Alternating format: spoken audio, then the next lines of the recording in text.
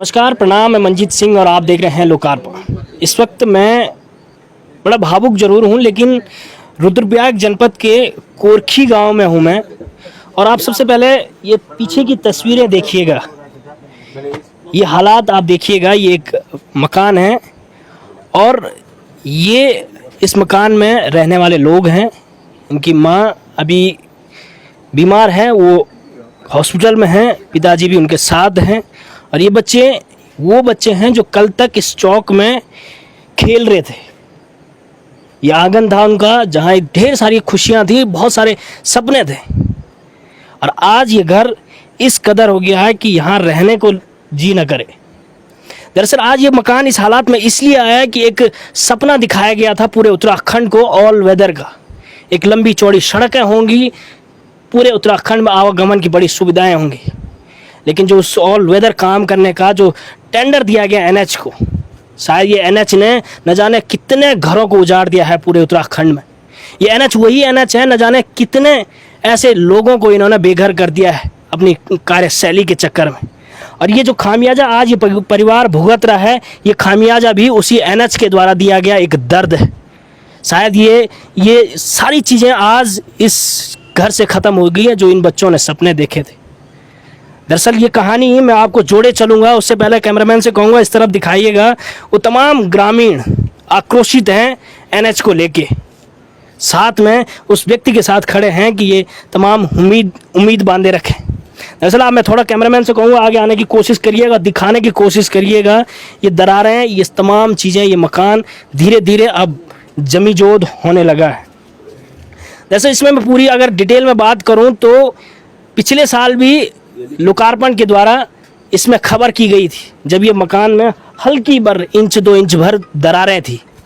उस वक्त भी लोकार्पण के द्वारा इस मकान को लेके और एनएच की कार्यशैली को लेकर बड़े सवाल उठाए थे। इसका कारण ये है कि जो नीचे से नेशनल हाईवे केदारनाथ जा रहा है, वहाँ से कोई भी दीवार नहीं दी गई है, जिसके कारण हर महीने दर महीने ये मकान खिसकता गया नीचे। और आज इस कदर पहुँच गया है कि ये मकान जमीजोद होने लगा है।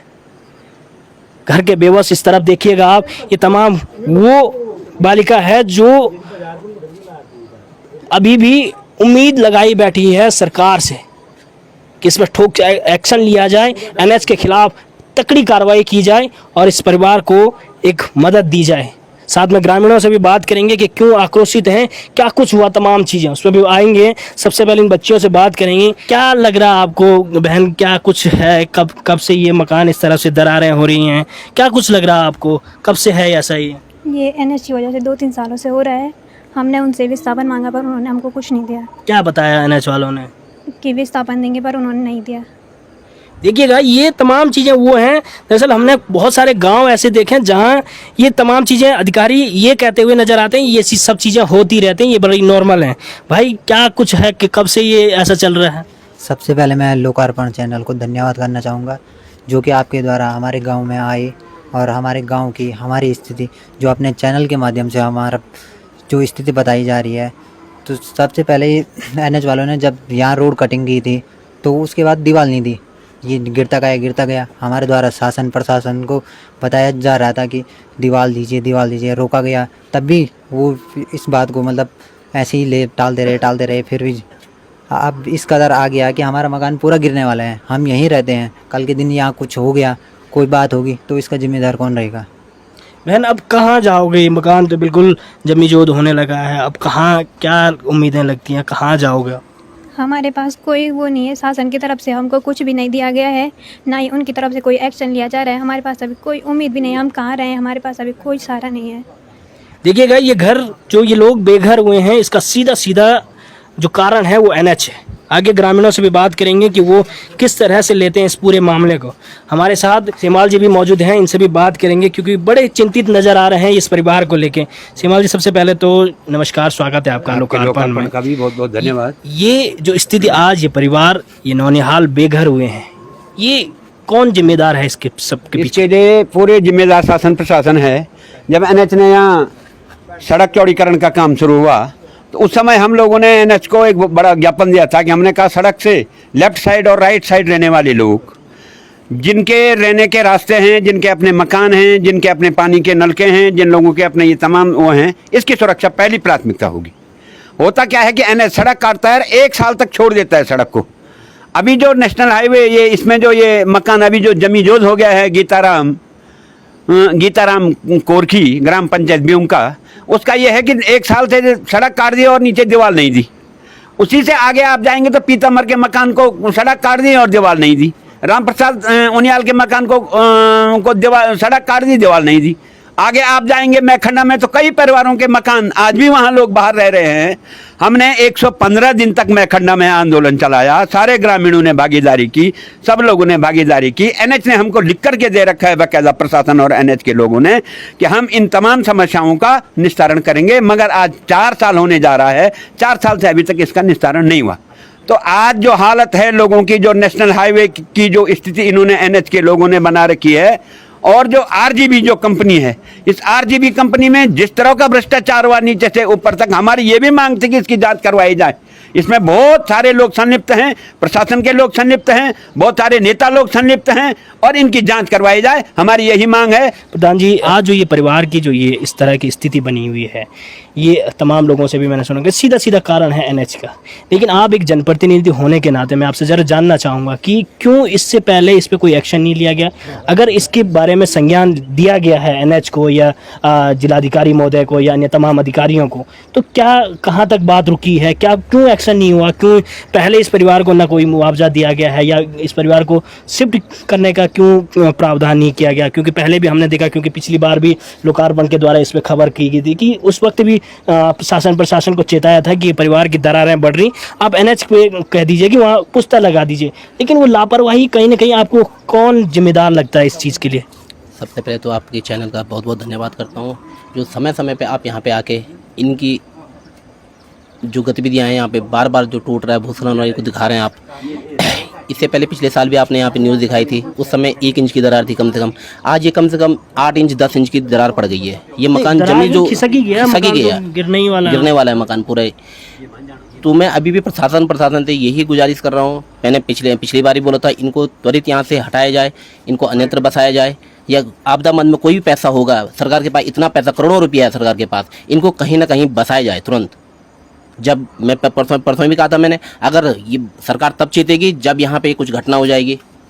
अच्छा, आप तो निर्वाचित प्रधान हैं, इससे पहले शासन प्रशासन को इस बारे में ज्ञापन दिया गया था? कई बार ज्ञापन दे चुके हैं हमारे पूर्व प्रधान जी, दे चुके हैं। क्या कारण होगा कि उसको अनदेखा किया जा रहा है?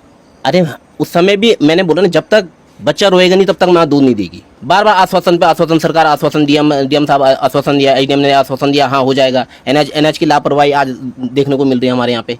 देखिएगा, ये पूरा उत्तराखंड ही आश्वासन पे चल रहा है, होगा कब होगा ये देखिएगा। आज ही हालात में परिवार है। भाई साहब, आपका क्या कहना है इस बारे में?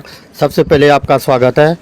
और यहाँ पर भाई साहब बता दें, कम से कम इसको टूटे हुए यहाँ पर बुरी स्थिति 3 साल हो गई, और यहाँ पर 10-15 परिवार ऐसे हैं जो इस स्थिति में है। आज ये कंडीशन बन गई है, ये घर से बेघर हो गई है, लेकिन शासन प्रशासन इसमें कोई वो नहीं ले रहा है। अब हम लोगों को, सब गांव वालों को, हमको डीएम साहब का घेराव करना पड़ेगा, तब जाके कुछ ना कुछ इसमें होगा, नहीं तो बहुत बुरी स्थिति बन रखी है। अच्छा, आपका भी सीधा सीधा आरोप है कि एनएच ही ये सारा मामले का जिम्मेदार है? जिम्मेदार एनएच की है। चलिए, वैसे आपका क्या कहना है इस पर? परिवार के लिए कौन दोषी है, कौन जिम्मेदार है? भाई साहब, सबसे पहले तो मैं लोकार्पण न्यूज़ का बहुत बड़ा आभारी हूँ। आप लोग बार बार आते हैं और जो गरीब जनता है गांव की, उनकी समस्याओं को आप लोग पटल पर रखते हैं, इसके लिए आपका स्वागत है, धन्यवाद है आपका। मेरा ये कहना है कि जो ये मकान, आज जो मकान की जो स्थिति है, और जो इस पूरे इलाके में जो लोगों के मकानों की स्थिति बनी हुई है, नेशनल हाईवे से जितने भी 20-25 मीटर दूर पे जो हैं जो मकान, वो जिस तरह से हो रहे हैं, आज लोगों के बच्चे जो लोग आज घर से बेघर हो रहे हैं, इसके लिए पूरी तरह से सरकार जिम्मेदार है। क्योंकि एनएच जो है सरकार का एक प्रतिष्ठान है, इसके लिए सरकार जिम्मेदार है। सरकार का जो कहना है, एनएच का जो कहना है कि ROW से बाहर हम नहीं देंगे, लेकिन मैं ये जानना चाह रहा हूँ कि भाई ये मकान कैसे टूटा? जब आपने उस पर पुस्ता नहीं लगाया, आपने उस पर दीवाली नहीं लगाई, तो मकान टूटेगा ही। लैंडस्लाइड हो रही है तो मकान, अब अभी ये मकान में परसों आया था तो ये इस मकान में 4 इंच की दरारें पड़ी हुई थी। आज मकान नीचे गिरने वाला है, आज रात को पड़ सकता है, कल पड़ सकता है, जैसे बारिश होगी वैसे गिर जाएगा वो नीचे। लेकिन मेरा सवाल ये है कि जो गरीब आदमी है जो उसमें रहता है, वो कहाँ जाएंगे लोग? तो मेरा सरकार से निवेदन है, डीएम साहब से भी मेरा अनुरोध है कि जब तक ये व्यवस्था नहीं हो पाती है तब तक इन लोगों के रहने की व्यवस्था की जाए। भाई हम लोग भी साथ हैं, हम भी व्यवस्था बनाएंगे अपने ओर से, लेकिन सरकार तो सरकार होती है, सरकार का अपना क्या है, सरकार के पास कितना मद है। भाई इनके लिए आवास की व्यवस्था कैसे हो सकती है, इनके लिए रहने की कैसे व्यवस्था हो सकती है। जब तक इनके आवास की व्यवस्था नहीं होती तब तक इनके लिए रहने की क्या व्यवस्था होगी। उनके छोटे छोटे 2 बच्चे हैं, विद्यार्थी हैं, वो उन्होंने अपनी पढ़ाई करनी है। तो इस तरह से मैं आपसे आपका भी एक बार पुनः मैं धन्यवाद करूंगा लोकार्पण न्यूज़ का कि आप हमारी बातों को पहुंचाते हैं शासन प्रशासन तक। और मैं सरकार से भी अनुरोध होगा कि कृपया इन लोगों का जो है तत्काल इनकी व्यवस्था की जाए। चलिए, बहुत बहुत धन्यवाद। लोकार्पण से बात करेंगे, एक खबर के बाद क्या कुछ एक्शन होता है, कितनी हलचल में शासन प्रशासन आता है, ये भी हम आपको जरूर दिखाएंगे, या फिर इस खबर को भी अनदेखा किया जाएगा और इस परिवार को जस की तस इसके हालात पर छोड़ दिया जाएगा।